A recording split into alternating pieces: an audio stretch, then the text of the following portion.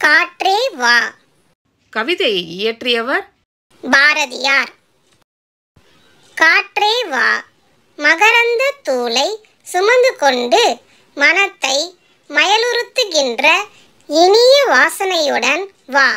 இலைகளின் மீதும் நீரலைகளின் மீதும் உராய்ந்து மிகுந்த பிராண ரசத்தை எங்களுக்கு கொண்டு கொடு.